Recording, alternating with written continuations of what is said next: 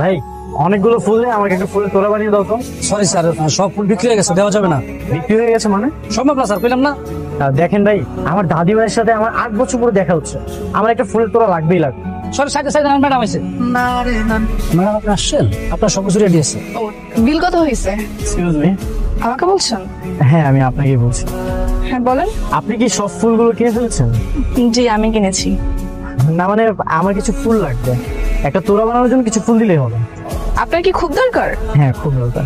আচ্ছা ভাই এক কাজ করেন তাহলে, ওনাকে একটা তোড়া বানানোর মতো ফুল রেখে বাকিগুলো সব গাড়িতে ওঠান। Thank you so much. আপনার নামটা কি আমি জানতে পারি? কেন, নাম জেনে আপনি কি করবেন? এখন নাম জানতে চাইছেন, একটু পর নাম্বার চাইবেন, তারপর বলবেন বাসা কোথায়, এটা সেটা আরো কত কি। শুনেন, এসব ফাও পেঁচাল আমার সাথে পারবেন না। আপনি হেল্প চেয়েছেন, আমি হেল্প করছি। আর ভাই ফুলটা ওনাকে দিয়ে দিন। জি ম্যাডাম, দিতেছি। বাপরে, আমাদের দেশের মেয়ে তো অনেক সুইট, কিন্তু কথাবার্তা তো ঝাল কেন? হ্যাঁ অনেক ঝাল।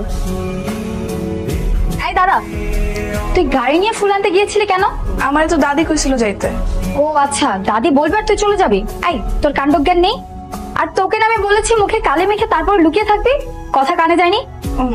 ও আমি তো ভাবছিলাম মনে হয় নীল ভাই আইলে হ্যার পরে লুকামু, তার আগে যে লুকাইতে ওটা তো জানতাম না। কেন জানবি না? ঘাস তো আর খাস না, যত সব। তোর আমি কি বলছিলাম? তোর বলছিলাম এই সমস্ত দামি জামা কাপড় চেঞ্জ করে একটা ছেঁড়া জামা কাপড় পর। এত ভালো থাকতে কেন পরে আসিস তুই? যা ছেঁড়া জামা কাপড় পরে যা। আমি দেখো না, মনে হয় জমিদারের নাতনি। তোকে আমি বারবার করে বারণ করছি, নীল তোর সামনে যাবি না, ঠিক আছে? ঠিক আছে। ভালো ড্রেস পরবি না আর মেকআপ করবি না। উপর থেকে ফুল দিবা, যাও না নিচে যাও। না না, নিচে যাওয়া নিষেধ, পরে আবার লাইলা আপু আমাকে বকাবকি করবে। আচ্ছা এখান থেকেই দেই, এটাও কিন্তু দারুণ হবে। Welcome my sweetheart. দাদি, this is for you. Thank you. হাই আল্লাহ, এটা দেখি সেই ছেলেটা, ওর সাথে তো আমার বাসা আসার আগেই দেখা হয়ে গেছে। লাইলা আপু জানলে তোমাকে মেরেই ফেলবে। আরে দূর, তুমি কি ইচ্ছে করে দেখা করছো নাকি? আর তাছাড়া তুমি জানতে নাকি ও দাদির নাতি? উরি বাপ, কি সুন্দর লাগছে, মানে সে কি সুন্দর না? দেখা হয়েছে, এখন লুকায় যাও। সেটাই করতে হবে। দেখো কিভাবে পটিয়ে দেয়। দাদি এরা কারা? এদেরকে তো ঠিক চিনতে পারলাম না। হচ্ছে আমাদের manager, Myself, Shahali. Nice to meet you. আর ও হচ্ছে মিশা, আর ওর নাম শায়লা। শায়লা না দাদি, লায়লা। সরি সরি, লাইলা। আমার ছোট বোন আছে না রেহানা, তোমার রেহানা দিদার নাতি নাতনি, ওরা এখন আমার সঙ্গে এই বাড়িতেই থাকে। ভালো তো, এই বিশাল বড় বাড়ির এই তাহলে তোমার সঙ্গী? না না, এরা তো আমার সঙ্গী না, আমার সঙ্গী হচ্ছে তুলি। তুলি, এই তুলি কই? আমি কিভাবে বলবো দাদি, কাজের মেয়ে দেখো হয়তো কোথাও কাজই করছে। ও আচ্ছা, চলো তুমি টাইট ভেতরে গেলে তুলির সঙ্গে পরিচয় হবে। চলো চলো, কি আশ্চর্য কথা। আমি না, তুলির কি খবর? আমরা এই যে খাবার টেবিলে বসে আছি, খাবার নিয়ে, ও আসছে না কেন? ও খাবে না? দাদিমা, তুলিকে ডাকাটা কি খুব জরুরি? একটা কাজের মেয়েকে নিয়ে এক টেবিলে খাবার খাওয়া বিষয়টা কেমন দেখা যায় না? ও পরে খেয়ে নিবে না। হ্যাঁ দাদির মতো ঠিকই বলেছে, মানে আগে আমাদের সাথে খেতে খেতে কোনো সমস্যা নাই, এখন তো দিন চলে এসছে, মাটা জিনিসটা কেমন না, আমাদের তো এখন ফর্মালিটি মেনটেন করা প্রয়োজন, তাই না? কিসের ফর্মালিটিস? আমার দাদি যা বলবে সেটাই। দাদি যদি বলে এখানে ভিক্ষুক এনে বসে খাওয়াবো, তাহলে সেটাই। আমার একমাত্র দাদি, আমার একমাত্র আপনজন। Thank you. তুলি, এই তুলি। জি দাদি আমার। কি রে, তুই এরকম আজব ড্রেসে আসছিস কেন? নতুন বইয়ের মতো মাথায় ঘোমটা দিয়েছিস কেন? ওই বাসায় পরপুরুষ আসছে তো, এই জন্য একটু পর্দা করতেছি। সমস্যা নাই, কি লাগবে তোমার বলো দাদি? আমার কিছু লাগবে না, তুই খাবি না আমাদের সঙ্গে? খেতে বসবি না? না না, আমি পরে খাইনি মনে একলা, তোমরা খায় না তো ঠিক আছে, যা খেয়ে নিস কিন্তু মনে করে। আচ্ছা দাদি, কাজের মেয়েটা অনেক ইন্টারেস্টিং তো। হ্যাঁ, আসলে ওর মাথায় একটু গন্ডগোল আছে তো, তাই। হাই নীল। হাই। একা একা ছাদে কি করছো? তেমন কিছু না। আমিও মাঝে মাঝে ছাদে আসি, কিন্তু আগে একা একা বোরিং ফিল করতাম। আজ যেহেতু তুমি আছো, দুজন মিলে একসাথে আড্ডা দিব। আসলে আমার একটা কাজ আছে তো, একটু পরে আমাকে চলে যেতে। কি কাজ? হাই আল্লাহ, উনি তো এখানে, কোনোভাবে যদি আমার কাপড়টা ওনার চোখে পড়ে তাহলে তো সন্দেহ করতে পারে। আমার পুরো ফ্রেন্ড সার্কেলের সাথে আজকে দেখা করতে চাও। আমি কি তোমার সাথে যেতে পারি? সরি, যাওয়া যাবে না। আসলে ওদের সাথে এতদিন পরে দেখা হবে, আড্ডা দিব, মজা করব, আর তুমি গেলে তো আনিজি ফিল হবে, এই জন্য আর কি। It's okay, no problem. আচ্ছা তুমি তাহলে থাকো, আমি যাই। উফ, কি হয়েছে? এই দেখো তো আমার চোখে কি যেন গিয়েছে। আমার ফ্রেন্ডরা না বারবার কল করতেছে, তুমি বরং নিচে গিয়ে দেখো তোমার চোখে কি হয়েছে। আমার না তারা আছে। এই তুই কি ভাবছিস সকাল বিকাল আমার প্রপোজ করলে কি আমি কইরা যাব? আমার পাঠা না এত সহজ না। কান্দর কান্দর ওঠ বস কর। এরপর যদি দেখছ আমার পিছে পিছে ঘুরতে, একদম খবর আছে তোমার। হাই, কি কি ব্যাপার এভাবে উল্টো ঘুরে গেলেন যে? আরে তাই তো, আগে উল্টো হয়ে কেন দাঁড়ালো? না কোনো সমস্যা? না, কি বলবেন বলেন। আমরা কথা বলতে আসলে একটি দিন, আর উনি যে আসলো কি বলেন বলেন। আহা কি প্রেম। এবার কিন্তু তোর জুতা দিয়ে পিরামো, যা। ওরা কি আপনাকে এভাবেই সারাদিন জ্বালায়? হ্যাঁ, ওই একটু একটু। আমি তাহলে এখন আসি। শোনেন, আপনার সাথে আমার একটু জরুরি কথা আছে। বলেন। যেদিন আপনাকে দেখেছিলাম না, সেদিন থেকে আপনার প্রতি আমার কৌতূহল জন্মেছে। দেখেন ভাই, আমার প্রতি কৌতূহল রেখে আপনার কোনো লাভ নেই। আপনি আপনার মতো থাকেন আর আমাকে আমার মতো থাকতে দেন। আপনার নামটা কি? টুম্পা। আপনার বাসাটা? বাংলাদেশে। বাংলাদেশ তো বুঝলাম, কিন্তু বাংলাদেশের কোথায়? এই তো হবে এখান থেকে 4-5 কিলো। 4-5 কিলো? 4-5 কিলো হলে তাহলে আপনার ড্রেস আমাদের বাসার ছাদের দড়িতে কিভাবে আসে? আমার ফ্যামিলি কি আপনাকে কোনো পারমিশন দিয়েছে আপনার ড্রেস আমাদের ছাদে নাড়ার? যেখানে ভাগে হয় সেখানে সকাল হয়। আচ্ছা ঠিক আছে, তাহলে আপনি আপনার রাস্তা যান, আমি আমার রাস্তা যাই। হ্যাঁ শোনেন, আপনার ঠিকানাটা বলে যান। বলা যাবে না। তাহলে আপনার নাম্বারটা দিয়ে যান। দেওয়া যাবে না। এই তুলি, এই দাদা, কোথায় যাচ্ছিস তুই? আর হাতে এসব কি?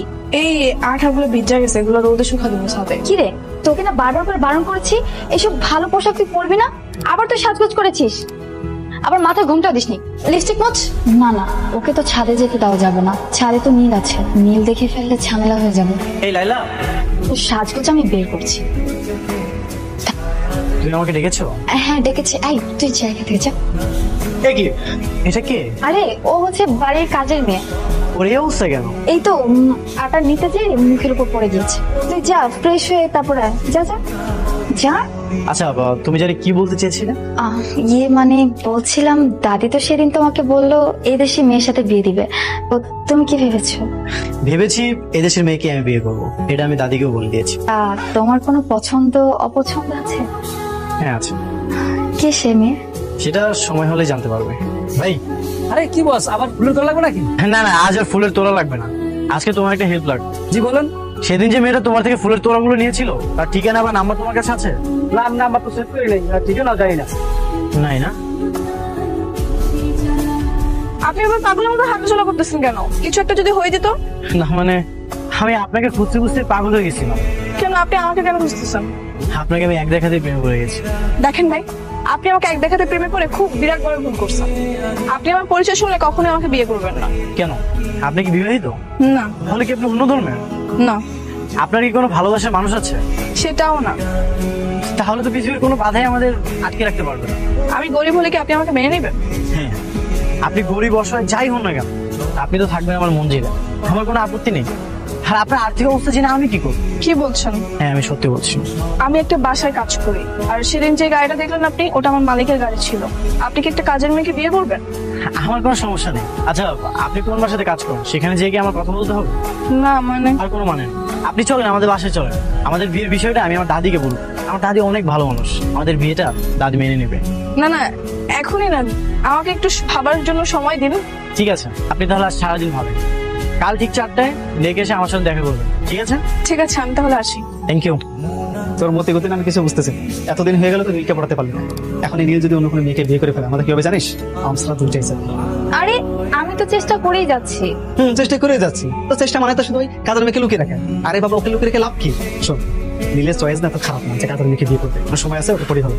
দেখো ভাই, কাজের মেয়ে বলে তাচ্ছিল্য করো না, একটা কথা মনে রেখো, কত শামুকেও কিন্তু পাকাতে। ওই শামুকে না নীলের পা কাটবে, বুঝতে পারছিস? হয় ওকে পটা, নাহলে মেরে ফেলবে।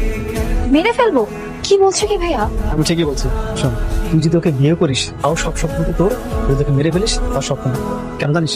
আমাদের দাদির এই কোলে না আর কেউ নাই, শুধু আমরা বুঝেছি।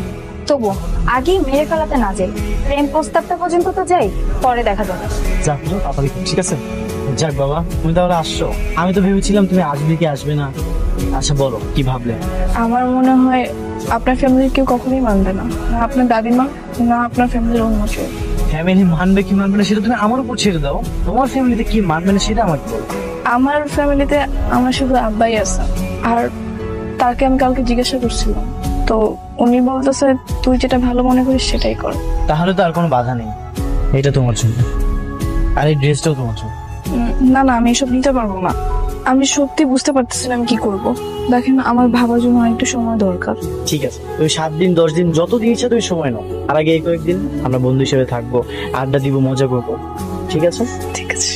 আচ্ছা তোমার বাসাটা কোথায়, আর তুমি কোন বাসাতে কাজ করো? সেটা পরে বলবো। ঠিক আছে, সেটা না হয় তুমি পরেই বললে।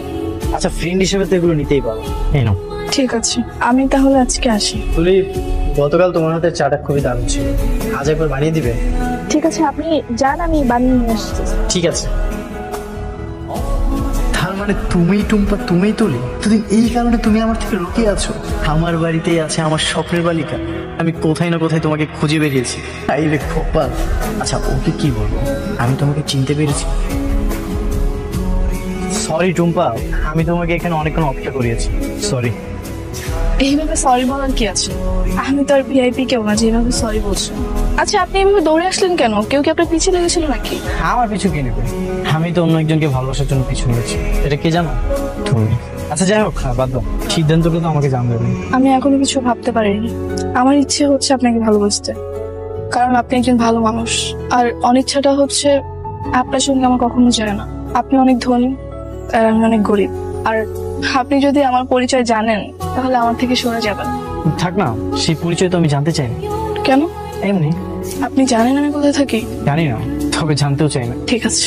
আচ্ছা, কোনো বাইকে চলেছো? নেক্সট উইকে আমি ইলিশ খেতে মাওতে যাবো, যাবে আমার সঙ্গে? ঠিক আছে। আচ্ছা চল, আমরা সামনের দিকে একটু হাঁটি। কিরে ভাইয়া, ওই মেয়ে নাকি তোকে পছন্দ করেছে? দাদি, তুমি এসব কি করে জানলে? দাদির কানটা খুব শার্প, সবকিছুই কানে আসছে। আসলে দাদি পছন্দ করে বলতে আমি নিজেই তাকে অনেক পছন্দ করি। কিন্তু ভাইজান, তুমি তো না জেনে গোবরে পা দিয়ে ফেলেছো। মানে মেয়েটা দিনের পর দিন তোমার সাথে চিটিং করে চলেছে, বুঝতে পারছো না? আপনি এসব কি বলতেছেন? ঠিকই বলছি, একটু পরে গোমা ফাঁস হবে, তুমি বুঝতে পারবে। তুলি, আয় তুলি, এদিকে আয়। এই দেখো, পর্দা ফাঁস। এসব হচ্ছেটা কি? দাদি তোমার এই আদরের চাকরানি কি করেছে জানো? ছদ্মবেশে তোমার নাতির সাথে প্রেম নিবেদন করেছে। থামো দাদি, ওর কোনো দোষ নেই। মিশা ভাই, আপনি এত কিছু না জেনে কোনো কিছু বলবেন না। একদম চুপ। তুলি, ওরা যা বলছে সেটা কি ঠিক? দাদি, ইয়ে মানে কি করছিস? তুই লজ্জা করে না? আদব নে। তোকে বারবার করে বারণ করেছিলাম যে তুই ওর থেকে দূরে থাকবি, আর তুই কিনা সবার চোখের আড়ালে গিয়ে এসব করে বেড়াচ্ছিলি। দাদিমা। নিশা, ওর বাবাকে খবর দে। দাদি, তুমি আমার কথাটা শোনো। একদম চুপ। ব্রিটিশ আমল থেকে এই এলাকায় আমাদের বংশের একটা সুনাম আছে, যে সুনাম কেউ পূর্ণ করলে আমি তাকে একদম মাফ করব না। কথাটা যেন তোমার মাথায় থাকে। আর শোনো, এ ব্যাপারে আর দ্বিতীয়বার নাক গলাবে না। এই, তুই দাঁড়িয়ে আছিস কেন? যা। ভাইয়া, আমি ওদের বুদ্ধি শুনে আছি তোকে হারাতে বসেছিলাম রে। আল্লাহ তোকে নিজে হাতে বাঁচিয়েছে ভাইয়া। রহিম মিয়া, দাঁড়িয়ে আছো কেন? বসো। কি হলো রহিম মিয়া? বসতে বলেছি তো, বসো। তুমি আমার বাড়িতে 20 বছর মালির কাজ করেছো। 20 বছর পর তুমি যখন দেশে চলে এলে, তোমার মা মরা মেয়েটাকে আমার কাছে দিয়ে গেল। বেগম সাহেব, আমার মেয়েটাকে আপনার কাছে দিয়ে গেলাম, আপনি ওকে একটু দেখে শুনে রেখেন। ওই মেয়েটা যে অনেক বড় দোষ করে ফেললো রহিম মিয়া। বেগম সাহেব, আমি বহুদিন আপনার এই জায়গায় কাজ করছি, আমি কেমন মানুষ সেটা তো খুব ভালো করে জান। আমার মাইয়ারা একটা অপরাধ করে ফেলাইছে, আপনি এইবারের মতো আমার মাইয়াটারে আপনি ক্ষমা করে দেন। আমি আমার মাইয়ারে নিয়ে এখান থেকে সোজা গ্রামে চলে যাবো। ও যেভাবে আমার কাছে ছিল সেভাবেই সারা জীবন আমার কাছে থাকবে। এখানে শুধু একটু পার্থক্য থাকবে, কোনো আমার নাতি বউ হিসাবে থাকবে। ঠিক, তুমি রাজি আছো? বেগম সাহেব, এইটা তো আমার জন্য অনেক বড় পাওয়ার, অনেক বড় সৌভাগ্যের কথা। এটা আপনি কি ব্যাপার, হাসতেছো কেন? সেদিন তো আমরা প্ল্যান করেছিলাম ইলিশ খেতে মাওতে যাবো, তো দেখলেই তো কত ঘটনা ঘটে গেল। অবশ্য সেদিন নাকি ভালো হয়েছিল। সেদিন মনে হচ্ছিল আমি আমার একটা ফ্রেন্ডকে নিয়ে যাচ্ছি, আর আজ আমি আমার লাইফ পার্টনারকে নিয়ে যাবো। চলো।